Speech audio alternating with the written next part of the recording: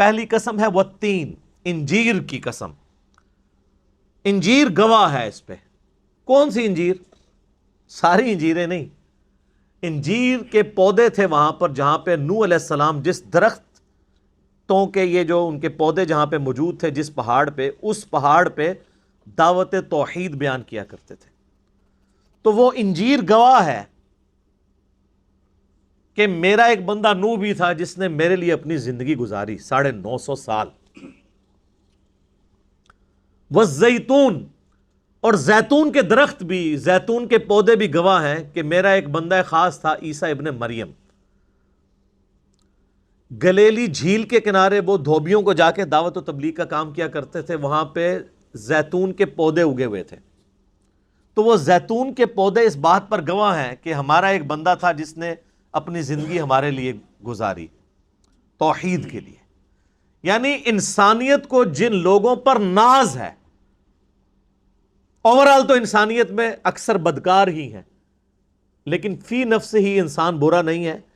اللہ تعالیٰ کی کریشن کا کلائمیکس یہ والے انسان بھی ہیں جن پہ مخلوقات بھی گواہ ہیں کہ انہوں نے اپنی زندگی خدا کے لیے گزاری کمٹمنٹ کے ساتھ۔ اللہ از دا ٹاپ پرائورٹی، اللہ کو ترجیح اول مانا۔ وطور سینین، اور طور پہاڑ بھی گواہ ہے کہ وہاں پر بھی ہمارا ایک بندہ تھا۔ کون؟ موسیٰ علیہ السلام۔ انسانیت کے ایک اعلیٰ ترین مرتبے پر وہ فائز ہوئے کہ اللہ تعالیٰ نے کوہ طور پر ان سے کلام فرمایا۔ وَكَلَّمَ اللَّهُ مُوسَىٰ تَكْلِيمًا، اللہ نے موسیٰ کے ساتھ کلام کیا جیسا کہ کلام کرنے کا حق ہے۔ اس کائنات میں صرف ایک شخص ہے جس سے اللہ نے دنیا میں کلام کیا ہے، وہ سیدنا موسیٰ علیہ السلام ہے۔ ہمارے محبوب صلی اللہ علیہ وآلہ وسلم سے اس دنیا میں کلام نہیں ہوا، آسمانوں پہ ہوا ہے۔ اس دنیا میں صرف ایک شخص سے کلام ہوا ہے۔ باقی بزرگ بابوں کے بارے میں تو آپ جتنی مرضی کہانیاں بنا لیں کہ فلاں بزرگ کی بات ہوگی تو فلاں، تو ساری کہانیاں ڈکلیئرڈ پرسنالٹی ایک ہی ہے۔ وَهَذَا الْبَلَدِ الْأَمِينَ، اور یہ شہر مکہ بھی گواہ ہے۔ مکہ کس شخص کے اوپر گواہ ہے؟ امام اعظم محمد رسول اللہ صلی اللہ علیہ وسلم۔ مکہ کے 52 سال اس پر گواہ ہیں کہ ایک اعلیٰ کردار کی شخصیت نے ان فضاؤں میں سانس لی ہے۔ مدنی لائف تو آپ کی صرف 11 سال ہے، باقی 52 سال تو مکے میں۔ تو یہ شہر مکہ بھی گواہ ہے کہ یہاں پہ بھی ایک کریکٹر کا کلائمیکس ہے جس کو اس کے دشمن بھی صادق اور امین مانتے ہیں۔ تو یہ 4 کی 4 قسمیں ان شخصیات کے ساتھ جڑی ہوئی ہیں کہ پوری انسانیت اگرچہ اپنی اکثریت کے اعتبار سے گمراہی کے راستے پر ہے، لیکن پھر بھی اللہ تعالیٰ نے اپنے ایسے بندے پیدا کیے ہیں جو اپنی زندگی خدا کے لیے گزارتے ہیں، چاہے وہ نوح علیہ السلام ہو انجیر کے درختوں کے پاس اللہ کی دعوت توحید بلند کرنے کے لیے، یا عیسیٰ ابن مریم ہو زیتون کے پودوں کے پاس گلیلی جھیل کے کنارے دھوبیوں تک اپنی دعوت پہنچانے والے۔ ان دھوبیوں کو بات سمجھ آ گئی۔ آپ دیکھ لیں کہ عمار ابن یاسر کو بات سمجھ آ گئی، ابو جہل کو سمجھ نہیں آئی۔ جو سمجھنا چاہے گا اس کو سمجھ آئے گی نا۔ اور چاہے وہ طور سینا پر ہم سے ملاقات کا شرف حاصل کرنے والے سیدنا موسیٰ علیہ السلام ہو، یا شہر مکہ میں بے داغ زندگی گزارنے والے سیدنا و مولانا امام اعظم محمد رسول اللہ صلی اللہ علیہ وآلہ وسلم ہو، یہ چاروں کی چاروں شخصیات اس بات پر گواہ ہیں، ان کا کریکٹر اس کے اوپر گواہ ہے۔ کس بات پہ؟ لَقَدْ خَلَقْنَا الْإِنسَانَ فِي أَحْسَنِ تَقْوِيمٍ، کہ ہم نے تو انسان کو بڑی بہترین اٹھان کے اوپر اٹھایا تھا، پیدا فرمایا تھا۔ انسان فی نفس سے ہی برا نہیں تھا، بڑی پرفیکشن تھی اللہ تعالیٰ نے اس کو جو بنایا، اگرچہ اس کے اندر اچھائی اور برائی دونوں کا مادہ رکھ دیا، فَأَلْهَمَهَا فُجُورَهَا وَتَقْوَاهَا، لیکن جو اچھائی اور برائی کی تمیز دی ہے، اگر اس کو کوئی یوز کر کے اللہ کے راستے پر آنا چاہے تو یہ ممکن ہے، جس پہ یہ 4 بڑے بڑے بندے تو گواہ ہیں جنہوں نے اپنی زندگی اللہ کے لیے گزاری۔ بے شک ہم نے انسان کو پیدا کیا ہر اعتبار سے اعتدال کے اوپر، بڑی پرفیکشن، اور انسان تو اللہ تعالیٰ کی کریشن کا کلائمیکس ہے جی. کائنات میں کوئی مخلوق انسان جیسی نہیں ہے. اس روئے ارض پہ 2 ملین سپیشیز دریافت ہو چکی ہیں ابھی تک، انسانوں کی اور جانوروں اور پودوں کی. 2 ملین، 20 لاکھ سے زیادہ سپیشیز ہیں، اور ایک ایک سپیشیز کی تعداد آگے اربوں میں ہے. انسان ہی 7.5-8 ارب ہونے والے ہیں، باقی آپ مخلوقات تو چھوڑ دیں. ان ساری مخلوقات میں چاہے وہ پودے ہوں، چاہے جانور ہوں یا اور مخلوقات ہوں، اللہ تعالیٰ کی کریشن کا کلائمیکس وہ انسان ہے. وَمَا خَلَقْتُ الْجِنَّ وَالْإِنسَ إِلَّا لِيَعْبُدُونَ. اسی لیے اللہ نے فرمایا میں نے جنوں اور انسانوں کو اپنے لیے پیدا کیا ہے کہ وہ میرے تابع فرمان رہیں، میری عبادت کریں، صرف مجھے مانے نہ، میری مانے.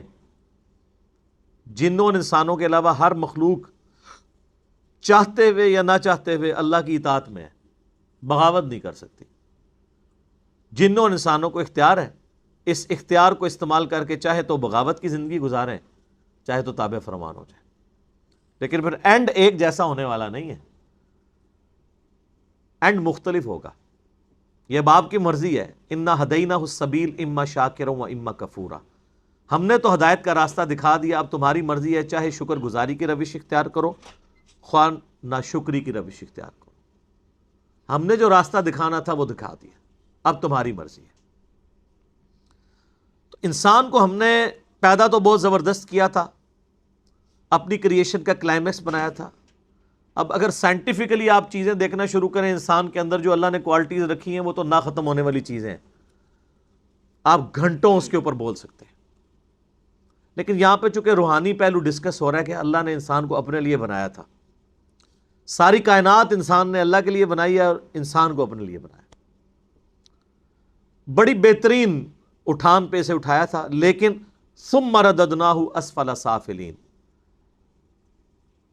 اس کے بعد یہ پست ترین حالت کی طرف لوٹا دیا جاتا ہے.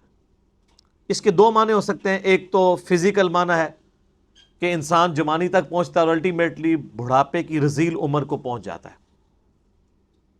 لیکن یہاں پر جس چیز کی طرف اشارہ ہے وہ یہ چیز نہیں ہے. یہاں پہ اشارہ اس چیز کی طرف ہے کہ اللہ نے انسان کو بنایا تو بہت زبردست تھا، وہ اللہ کا راستہ اختیار کر سکتا تھا، لیکن وہ خود ہی گراوٹ کے اندر جا کے گر جاتا ہے. ثم رددناہ اسفل سافلین. لیکن سارے نہیں گرتے، الا الذین آمنوا، سوائے ان لوگوں کے جو ایمان لے آئے، وعملوا الصالحات، اور نیک اعمال اختیار کر لیں، وہ ان کی استثناء موجود ہے. فَلَهُمْ أَجْرٌ غَيْرُ مَمْنُونَ، ایسے لوگوں کے لیے تو نہ ختم ہونے والا اجر ہے، ہمیشہ کی جنتیں ان کا مقدر ہونے والی ہیں، جو ایمان لیں اور نیک اعمال اختیار کریں. فَمَا يُكَذِّبُكَ بَعْدُ بِالدِّينِ، پس کون جھٹلا سکتا ہے اے نبی علیہ السلام آپ کی اس دعوت حق میں آپ کو جزا اور سزا کے معاملے میں؟ یعنی اللہ تعالیٰ نے اس کائنات کو ایک مقصد کے لیے پیدا کیا ہے، یہ تو ہو ہی نہیں سکتا کہ اس کا اینڈ جزا اور سزا کے سلسلے میں نہ ہو، کہ دنیا میں جس نے گناہ کی زندگی گزاری ہے اس کا بھی انجام وہی ہو اور نیکوکاری کی زندگی گزارنے والے کا بھی انجام وہی ہو. یہ تو ہو ہی نہیں سکتا. کیوں؟ الیس اللہ باحکم الحاکمین، کیا اللہ سب حاکموں سے بڑا حاکم نہیں ہے؟ تو کیا مطلب ہوا اس بات کا کہ دنیا میں معمولی سا حاکم بھی یہ ڈیسیژن کرتا ہے کہ اپنے ماننے والوں کو نوازتا ہے اور اپنے نافرمانوں کو سزا دیتا ہے. تو اللہ تعالیٰ تو سب سے بڑا حاکم ہے. تو اس کا الٹیمیٹ نتیجہ یہ ہے کہ وہ بھی اپنے تابع فرمان لوگوں کو جنت دے گا اور اپنے نافرمانوں کو جہنم میں ڈالے گا. اللہم اجرنا من النار، آمین. الیس اللہ باحکم الحاکمین.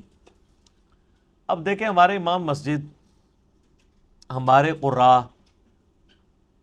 ہمارے علماء، ہمارے خطباء اس سورۃ التین اکثر تلاوت کرتے رہتے ہیں، لیکن آپ نے یہ جو 15-20 منٹ میں سورہ تین سنی ہے، آپ مجھے بتائیں اس سورہ تین کا کیا لینا دینا ہے اس سورہ تین کے ساتھ جو آپ نمازوں میں سن رہے ہوتے ہیں؟ ایون پڑھنے والے کو بھی نہیں پتا وہ کیا پڑھ رہا ہے.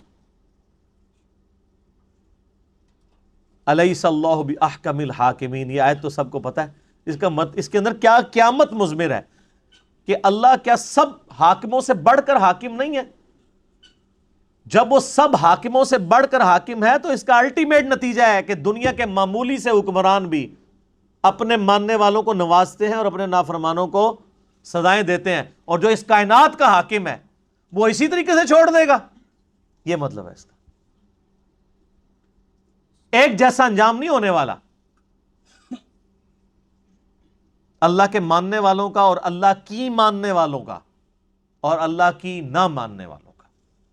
صرف اللہ کو ماننا کافی نہیں ہے، اللہ کی ماننا ضروری ہے.